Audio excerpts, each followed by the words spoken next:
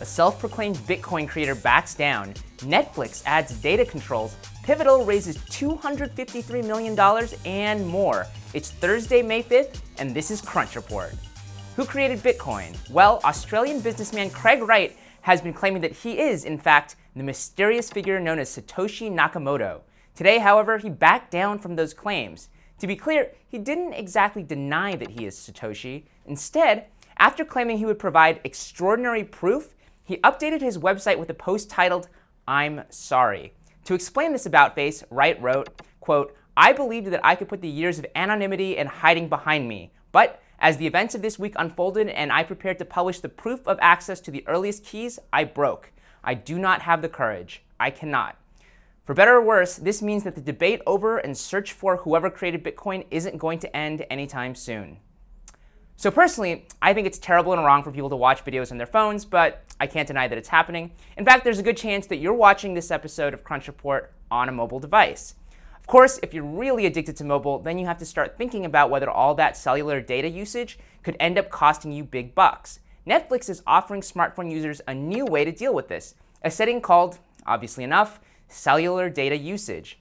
By default, Netflix says it streams about 3 hours of video per gigabyte of data, but now you can adjust that to show higher or lower quality video depending on how worried you are about how the usage affects your bill.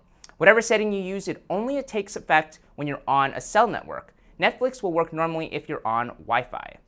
Pivotal, a company that's supposed to help customers transition to more of a digital and software-centric mindset, has raised a big round of funding, $253 million, in a round that values the company at $2.8 billion.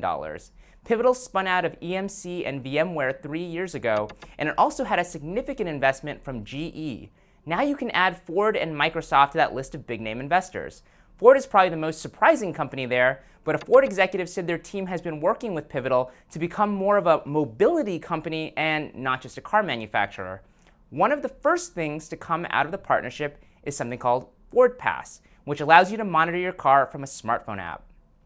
If you're a cord cutter, there's no shortage of options. Time Inc. is the latest media company to get into streaming video. It announced today that it will be launching the People/Entertainment Weekly network with over 100 hours of original programming updated daily. And some of it will be tied to the existing People and Entertainment Weekly franchises like Sexiest Man Alive.